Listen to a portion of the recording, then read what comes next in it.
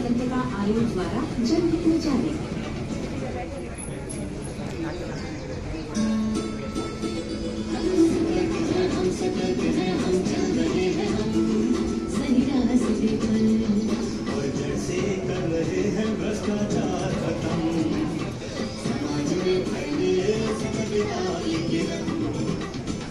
भ्रष्टाचार का विरोध करें, राष्ट्र के प्रति समर्पित रहें। केंद्रीय स्वतंत्रता आयोग द्वारा जनहित में जारी।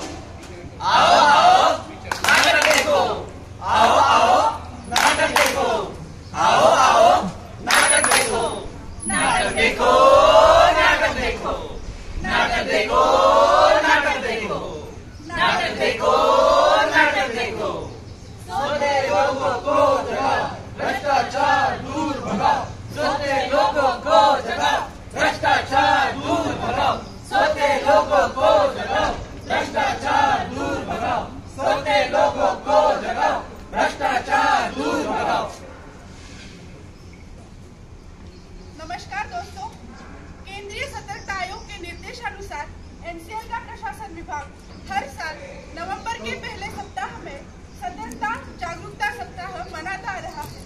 इस सप्ताह का उद्देश्य लोगों में भ्रष्टाचार विरुद्ध जनजागृति फैलाना है। इसी उद्देश्य को लेकर हम सभी ने आज आपके सामने एक नुक्कड़ नाटक प्रस्तुत करने जा रहे हैं। मैं आशा करती हूँ कि इस नुक्कड़ नाटक से आप सभी जरूर एक सीख लेकर जाएंगे और इस नुक्कड़ नाटक को इतने प्रचंड प्रतिशत के साथ देखने के लिए आप सभी का सहर्ष स्वागत।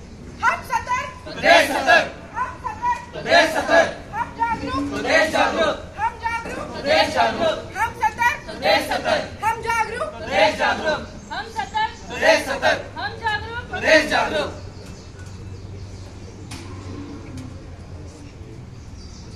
बेटी मीनल, काफी देर से मैं देख रहा हूँ तुम बहुत परेशान रहती हो, क्या हुआ? क्या बताओ पिताजी, कई दिनों से सरकारी नौकरी की तलाश कर रही हूँ। बहुत सारे इंटरव्यूज भी दिए पर कुछ हो ही नहीं रहा। आप तो जानते ही हैं हमारे देश में भ्रष्टाचार कितना फैला हुआ है। पहचान होती है, बस उसी को बड़ी आसानी से सरकारी नौकरी मिल जाती है। मुझे तो लगता है ये भ्रष्ट तंत्र मेरे सपनों का गला घोट रहा है और मैं बेबस कुछ भी नहीं कर पा रही हूँ। बेटा मैं समझ सकता हूँ, पर तुम चिंता मत करो। ईश्वर है ना, आज या कल तुम्हें सरकारी जॉब जरूर मिलेगी। भ्रष्टाचार हाय हाय, भ्रष्टाचार हाय हाय, भ्रष्टाचार हाय हाय, भ्रष्टाचार हाय हाय, भ्रष्टाचार हाय हाय, भ्रष्टाचार हाय हाय, भ्रष्टाचार हाय हाय। अरे कितना हाय हाय करोगे भाई? ये हाय हाय के नारे लगाने से भ्रष्टाचार खत्म होना होता तो कब का नहीं हो जाता। ये नारे लगाने से, धरने देने से कुछ नहीं होता। आप बताइए, आप में से कभी किसी ने देखा है कोई भ्रष्ट नेता, कोई भ्रष्ट अफसर कभी भ्रष्टाचार करके जेल गया हो? अरे क्योंकि जब जनता ही भ्रष्ट होगी तो भ्रष्टाचार तो होगा ही ना। अब हमें ही देख लो, हम हैं यहाँ के प्रधान। इतना भ्रष्टाचार करने के बाद भी कोई कुछ हमारा बिगाड़ पाया है? साला सिस्टम जेब में लेके घूमते हैं हम।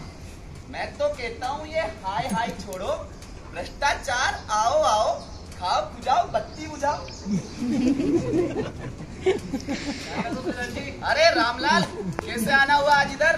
दरअसल आपकी मदद चाहिए थी प्रधान जी।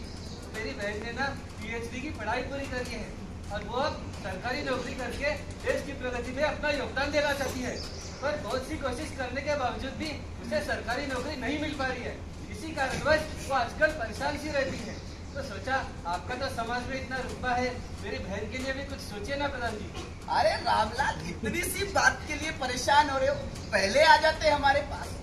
एक वरिष्ठ सरकारी अफसर है मेरी पहचान की, जो कुछ पैसा ले देकर तुम्हारी बहन की नौकरी की समस्या को चुटकी में हल कर देंगे। अरे वाह प्रधान जी, आपने तो हमारी चिंता ही दूर कर दी। वैसे कितने पैसे देने पड़ेंगे? ज्यादा नहीं, 20 लाख का जुगाड़ कर दो। अरे प्रधान जी, आप तो हमारे घर के हालत जानते ही हो, इतना तो हमसे नहीं हो पाएगा, कुछ तो कम कीजिए। देखो भाई रामलाल, आजकल सरकारी नौकरी का इतना तो रेट चल ही रहा है, और फिर नीचे से लेके ऊपर तक सबको चढ़ावा चढ़ाना पड़ता है भाई। सबको खिलाना पिलाना पड़ता है, सबका मुंह बंद करना पड़ता है। और फिर ये पैसा मैं मेरे लिए थोड़े ही मांग रहा हूँ। एक बार तुम्हारी बहन की नौकरी लग गई तो 1-2 साल में इतना तो कमाई लेगी ऊपर की कमाई से। पिताजी, अब तो पिताजी भी रिटायर हो चुके हैं, और जो भी रिटायरमेंट का पैसा आता है वो माँ के इलाज में और थोड़ा बहुत घर खर्चे में चला जाता है। इसमें अगर आप कुछ कम करोगे तो आपका ये एहसास हम जिंदगी भर नहीं भूलेंगे। देखो भाई रामलाल, तुम हो अपने घर के आदमी, तुम्हारे लिए ज्यादा से ज्यादा 2-3 लाख कम करने की बात कर सकता हूँ मैं उस अफसर से। इससे ज्यादा मैं कुछ नहीं कर सकता। ठीक है प्रधान जी, लेकिन 17-18 लाख में काम हो जाएगा ना? हाँ, उसकी तुम चिंता मत करो, उसकी सेटिंग में बराबर लगा दूंगा। तुम तो आज पिताजी से जाके बात करो और पैसों का इंतजाम करो। कुछ भला उस अधिकारी का, कुछ भला हमारा। करो भला तो हो भला। जी पिताजी। पिताजी, पिताजी, पिताजी। अरे क्यों पुकार रहे हो बेटा, क्या हुआ? पिताजी खुशखबरी है, अब दिल्ली की नौकरी पक्की समझो। मैं अभी प्रधान जी से मिलकर आया हूँ। उन्होंने कहा है वो अपनी दीदी के लिए किसी सरकारी संस्थान में नौकरी दिलवा देंगे। उनके जान पहचान के कुछ अफसर है जो ऐसा पैसा ले देंगे, ऐसे काम करते हैं। ये तो तूने अच्छी खबर दी बेटा। वैसे प्रधान जी ने कितने पैसे मांगे? 2 लाख, 3 लाख? नहीं पिताजी, पूरे 17 से 18 लाख तक का इंतजाम करना होगा हमें। क्या 18 लाख? इतने पैसे कहाँ से लाएंगे बेटा? मैं समझ सकता हूँ पिताजी, लेकिन दीदी के भविष्य का भी तो सवाल है। तो सोचा अपनी गांव की जमीन है ना, उसके हम बेच दे तो। ठीक है बेटा, इस बारे में जरूर सोचूंगा। जी पिताजी।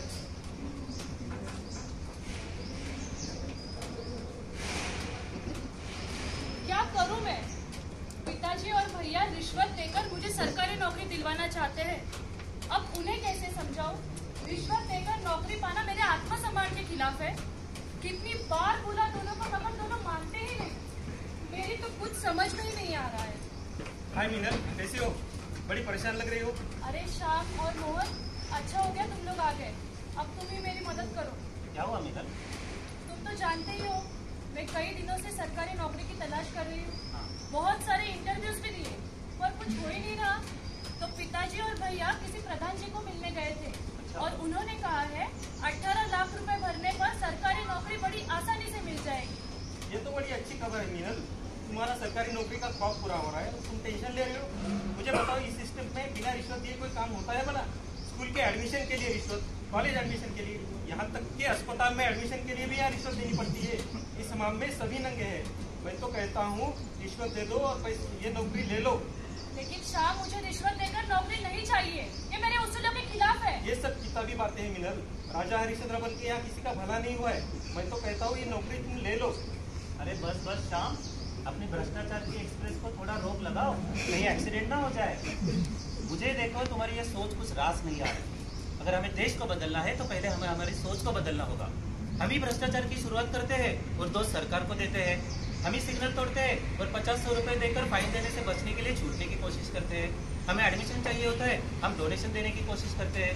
हमें टैक्स बचाना होता है, झूठे डॉक्यूमेंट्स बनवाते हैं। ऐसे कितने सारे उदाहरण हैं। लेकिन अभी धीरे धीरे बदलाव आ रहा है। क्या तुम अखबार नहीं पढ़ते? कितने ही भ्रष्ट अधिकारी और सरकारी अधिकारी को जेल हो रही है। और मैं मानता हूँ कि इस सिस्टम में कुछ गलत लोग हैं, कुछ भ्रष्ट लोग हैं, लेकिन कुछ अच्छे लोग भी हैं जो ईमानदारी से अपना काम कर रहे हैं। भ्रष्टाचार के विरोध से लड़ने के लिए सरकार ने काफी सारी यंत्रणाएं बना के रखी है, लेकिन जिनकी हमें ठीक से जानकारी नहीं है। मोहन, क्या तुम किसी को जानते हो जो हमें इस भ्रष्टाचार से लड़ने में मदद कर सकता है? हाँ मीनल, केंद्रीय सतर्कता आयोग के एक वरिष्ठ अधिकारी मैंने पहचान के हैं। शायद वो हमारी समस्या का हल निकाल के दें। चलो हम सब जाके उनसे मिलते हैं। श्याम, तुम भी चलो। हाँ चलो, मैं भी देखता हूँ क्या हल निकलता है। चलो।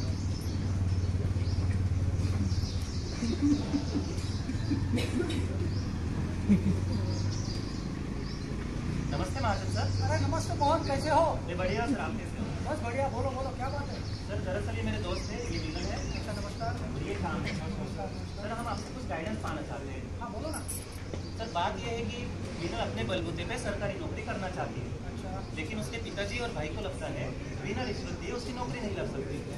इसलिए उन्होंने गांव के किसी प्रधान जी से बात की है और पैसे देकर देकर रिश्वत देकर इसे नौकरी लगवाने की गुजारिश की है। लेकिन मीनल को लगता है कि मुझे इस तरह की नौकरी नहीं चाहिए। वही शाम का कहना है अगर पैसे देकर रिश्वत देकर नौकरी लग रही है तो उसमें बुराई क्या है? अब आप ही बताइए सर, ऐसे में हम करें तो करें क्या? मुझे लगता है आप इस सिस्टम से नाराज हो। हमारे समाज में जिसके पास पैसा होता है उसको प्रतिष्ठित माना जाता है, लेकिन ये बेईमानी से कमाया हुआ जो पैसा रहता है ना वो ज्यादा दिन साथ नहीं देता। वो तो ऐसे हमारी सरकार ने ऐसी कई योजना बनाए, कैसे कई कायदे बनाए हैं कि जिसकी सहायता से हम भ्रष्टाचार पे पूरा कंट्रोल पा सकते हैं। सीवीसी है, सीबीआई है, इनकम टैक्स डिपार्टमेंट है, ईडी है, ये सब डिपार्टमेंट भ्रष्टाचार के खिलाफ बहुत बढ़िया काम कर रहे हैं, ईमानदारी से काम कर रहे हैं। और अभी रिसेंटली हमारे केंद्र सरकार ने पीडीपी जैसा एक नया रेजोल्यूशन पास किया है जिसके सहायता से कोई भी भ्रष्ट कर्मचारी की आप आसानी से कंप्लेंट कर सकते हैं। माफ कीजिए सर, लेकिन इससे पहले भी सरकार ने बहुत सारे कानून लाए हैं, लेकिन उन कानूनों का सहारा लेकर जैसे आरटीआई ही ले लीजिए, आरटीआई का सहारा लेकर कितने एक्टिविस्ट ने कंप्लेंट किए, लेकिन बाद में क्या होता है कि उनको परेशान किया जाता है। कई बार हमने सुना है कि उनका मर्डर भी किया जाता है।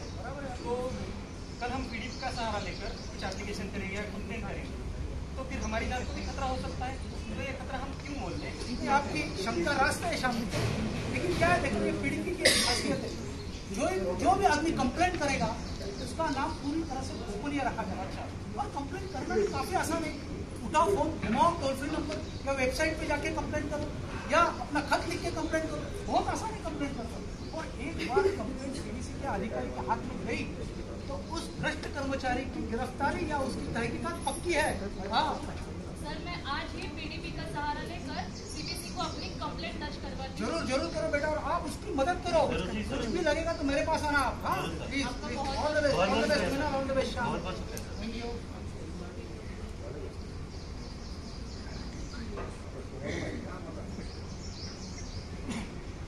अरे मोहन, तुमने ये न्यूज पढ़ी? कौन सी न्यूज? मीनल ने जिस अधिकारी की कंप्लेंट की थी सीबीसी में, उस अधिकारी को आज गिरफ्तारी हो चुकी है और उस नेता की भी गिरफ्तारी हो चुकी है। तुम सही कहते थे मेरे दोस्त और मैं गलत। हमें भ्रष्टाचार का सहारा सब कानूनों के सहारे करना पड़ेगा। यही तो मैं कह रहा था शाम, भ्रष्टाचार के खिलाफ हमें ही मिलकर लड़ना होगा।